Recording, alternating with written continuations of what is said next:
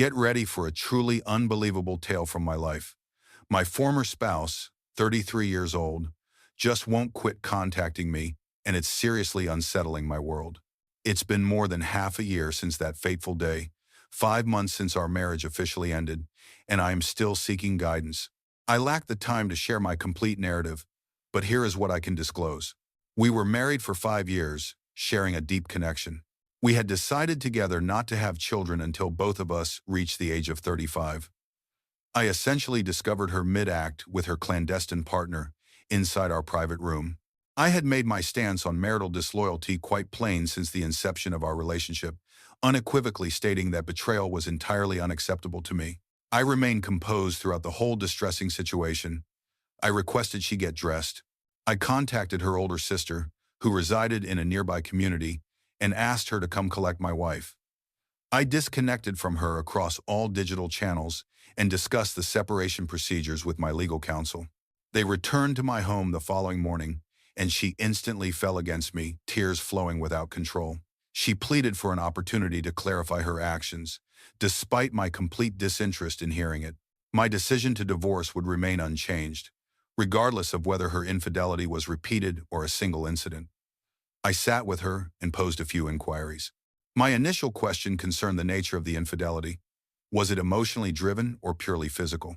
She seemed utterly bewildered for perhaps 5 or 6 moments before tears began to flow freely, and she lamented how I could ever imagine her having a deep connection with anyone other than me, insisting it was exclusively physical. My second query was whether she felt any dissatisfaction within our union. She asserted she was content, expressing immense happiness with both our intimate life and our financial stability. Then what was the motivation? I asked. I don't know, she responded, completely breaking down. She knelt, stating she felt profound self-loathing. She explained she was enduring significant stress due to her career struggles, wanting to affirm her own worth. She frequently discussed her work with me. I offered my complete support, and she was also attending counseling for it. Although her explanation made little sense to me, I didn't press the issue further. How many times did physical intimacy occur? She stated it was only 3 instances of physical interaction, and she had supposedly never permitted him to kiss her. I'm unsure if that detail was meant to alleviate my feelings. With that information, I concluded our conversation. I informed her of my intention to divorce. Surprisingly, she remained silent, simply nodding before retreating to the guest room and locking herself inside with her sister. Regrettably, before I could officially present her with the divorce documents, our region entered a period of strict lockdown, making inter-district movement impossible. Therefore, through an unforeseen twist of fate, it appeared I would have to endure an entire week sharing a home with my wife, unable to even initiate divorce proceedings because the legal offices were shut. However, I absolutely refused to tolerate that situation. I resolved to vacate our residence and stay at my neighbor's place instead. That arrangement provided some relief. I would still encounter her daily. With dark circles and swollen eyes, she was a shadow of her former self. One evening, she became excessively intoxicated, and I overheard her yelling from a room, "I repel you, don't I? You can't even stand to look at my expression." She repeated this sentiment throughout the entire night. On another occasion, I unexpectedly saw her speaking on her phone on the sidewalk in front of our house. She instantly panicked and shrieked, "I was not speaking to him, I swear. It was just a coworker." Shortly thereafter, she seemed to recognize her error and departed without uttering another sound. A week later, they relocated, and I returned to my own home. My divorce was finalized approximately a month afterward. Strangely, she requested nothing from me during the settlement process. 6 months subsequent to that, she would still send me messages and occasionally call. She once traveled more than 50 miles to visit me when I was sick with the virus. I haven't been coping very well. I confess, I still harbor affection for her. The genuine remorse she displayed for her errors sometimes nearly swayed me to feel sympathy for her once more. Yet, at other moments, I simply desire to sever all ties and begin anew. I am uncertain if I will ever be capable of loving or remarrying, but I have had several casual encounters over the past fortnight, and honestly, it provides some degree of relief. I don't know if I can truly progress if our communication persists. I have explicitly asked her to stop contacting me, but she disregards my request. Should I simply block her across all channels? I genuinely wish to avoid causing her pain, but she has given me no alternative. What course of action should I pursue? Let's review some feedback before the next development. Throwaway Beard 61 writes, "It speaks volumes about your character that you wish no harm upon her. This shows you are a commendable individual. However, she inflicted significant damage, ruining your marriage, deceiving you, and betraying your trust. You must sever all connections, silence her on every platform, and block her everywhere. She created this predicament. Now she must face the consequences." Not Rick Deckard, 1982 states, "Among the absolute certainties I hold, paramount is that every individual who commits infidelity understands precisely their motivation. That reason is invariably a greater desire for the act of betrayal than for the existing relationship. All other explanations are mere wordplay and justifications. You've completed the most difficult part. It's finished. Let it remain so. She is now someone else's concern. You might still care for her, but her affection for you ceased the moment she considered cheating acceptable. If she ever truly loved you, recall that love is an active commitment. She was certainly not demonstrating love for you while engaging in an affair with another." So, the latest news. I proceeded precisely as I had planned. I telephoned her and informed her of my desire to implement a strict no-contact policy for several months. For a brief moment, I heard absolute silence on her side, long enough for me to inquire if she had even heard me. She confirmed she had, then began searching for words once more. I clarified that this was not due to any failing on her part. Rather, I was personally struggling to move forward with my existence if our conversations continued. She stated her understanding and pledged not to reach out. Before ending the call, she asked if I intended to sever all ties permanently. I candidly told her that I had no such intention at present, but my stance could evolve. She responded that it was acceptable, that I deserved to do whatever was necessary for my healing, and mentioned she would seek new employment during this time. With that, I wished her goodbye and proceeded to deactivate her access across all my communication channels. A few hours afterward, her sister contacted me. She expressed that I had made an excellent choice, particularly because my former spouse also needed this period of disconnection.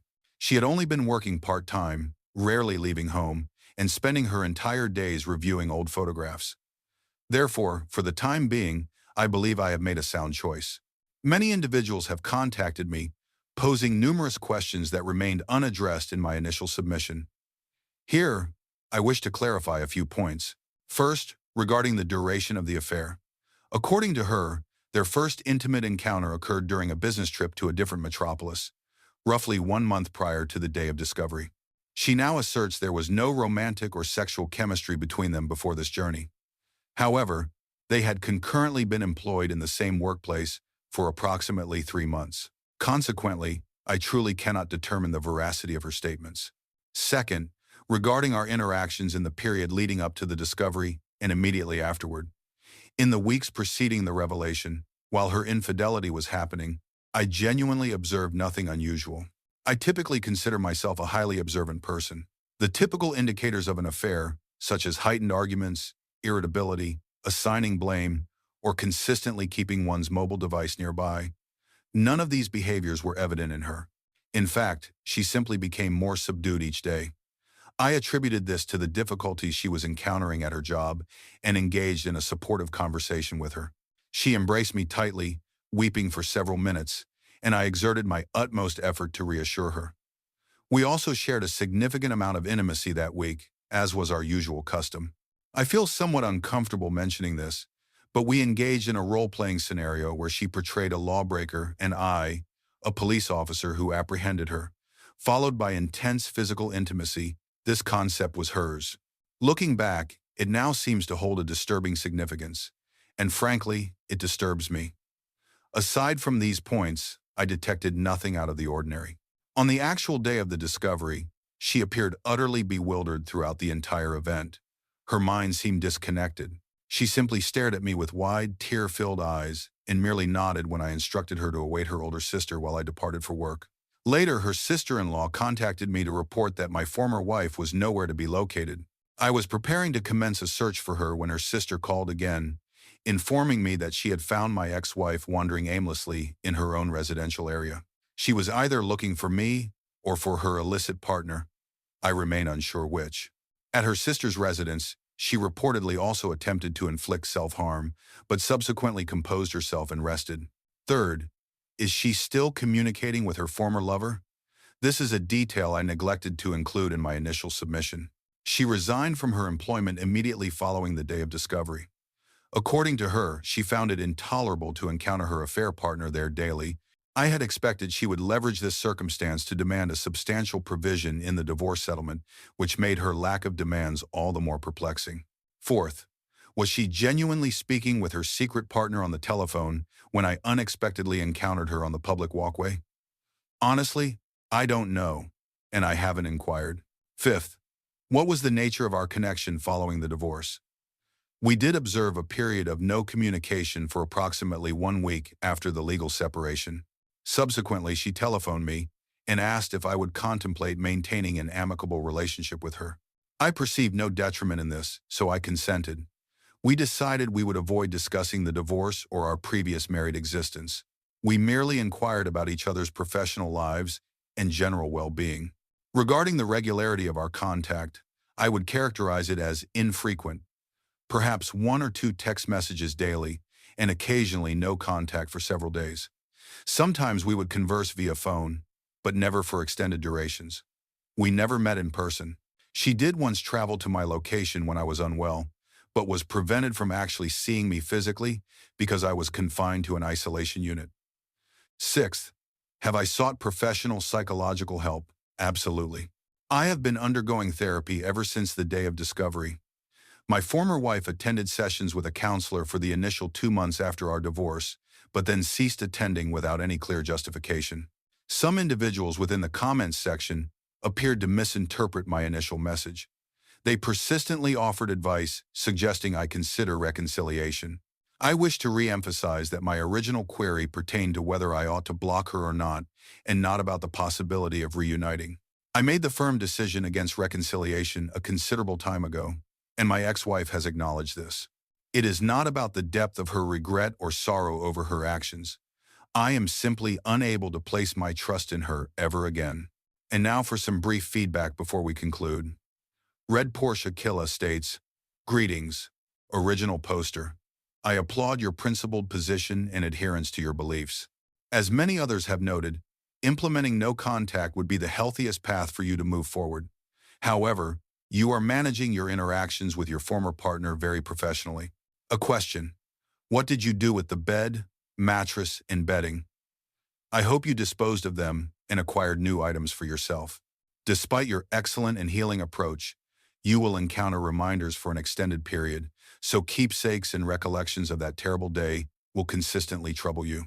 Wishing you the very best for your future." The original poster replied, "Firstly, thank you. Fortunately, her sister handled the task of clearing their mess for me. I observed nothing beyond a few torn condom wrappers in the outdoor waste bin. Furthermore, although I mentioned the bedroom, they were not engaged in intimacy on the bed itself. They were on a sofa. I am unaware if they utilized the bed before relocating to the couch, and I have no desire to investigate.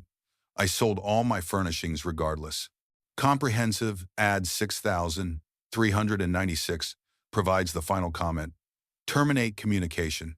That is beneficial for your future. If you maintain an amicable connection with her, she has undoubtedly influenced your thinking. And if you see her appearance and hear her voice, you will perpetually recall her disloyalty. Therefore, do not permit the suffering to return. Begin a new chapter. It is your existence. All the best. Are these all my personal dreams?